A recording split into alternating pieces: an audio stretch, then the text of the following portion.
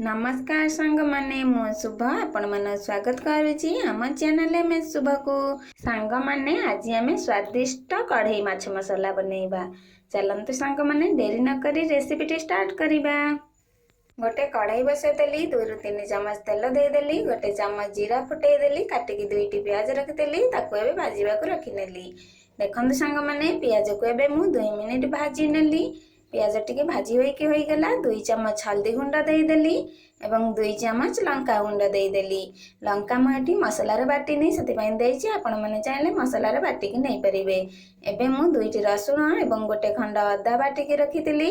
मसला को देदेली 2 मिनिट पर्यंत को मु भलो भाबरे देखंतु मसला को भाजी नेली।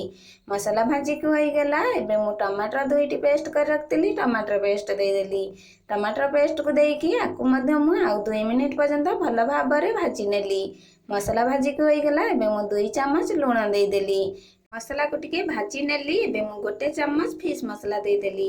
फिश मसला देकी आ 2 मिनिट पर्यंत मसला को भलो भाबरे भाजी नेली। एबे मु 2टी आलू को काटिकी भाजी की रखिथिली। एबे आमे एही भजा आलू को मसला रे दे देबा। देखंतु सांग माने मसला को जत्ते भलो भाबरे कसिबे तरकारी हमर सेते स्वादिष्ट बनिबो। आलू को देकी एबे मु आ 2 मिनिट पर्यंत ए सब को भलो भाबरे गोलेई नेली। देखंतु सांग माने तरकारी बनैबारे मु बिल्कुल भी बेसी मसला किबा बेसी तेल देउ नै। एबे मु 2टी तेजपत्र देई देली। आकु मु एबे आलू को भलो भाबरे गोलेई नेउची। आलू हमर होई गला एबे मु 2 कप पानी देई देली। आकु एबे मु 3 ରୁ 4 मिनिट पई फुटिबाकू रखिनेली। देखंतु सांग माने बहुत कम मसला रे केते स्वादिष्ट एवं केते सुंदर माछ मसला हमर बनि जिवो।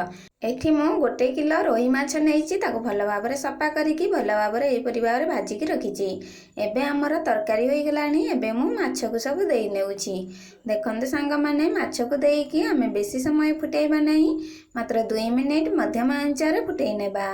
एबे हमर 2 मिनिट होई गलानी। देखंतु तरकारी भलो भाबरे फुटी आसिलानी। एबे मु तरकारी रे गोटे चम्मच गरम मसला दे देली। गरम मसला देकी आ हमें बेसी फुटेइबा नहीं। तरकारी की टुके भलो भाबरे गोलेई नेबा। एबे मु काटिकी रखितली किछि धनिया पत्र को देई नेली।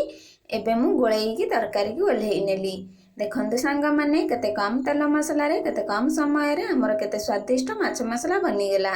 सांग माने आपण माने एई परि भाबरे थारे कढ़ई माछ मसला बनै खांतु। केमिति लागिला मते कमेंट माध्यम रे निश्चिंत जणांतु। मोर रेसिपी वीडियो जदि आपण मानू भल लागिची वीडियो को लाइक शेयर करबा सहित चैनल रे जदि नुआ अछंती तबे चैनल को सब्सक्राइब कर दियंतु।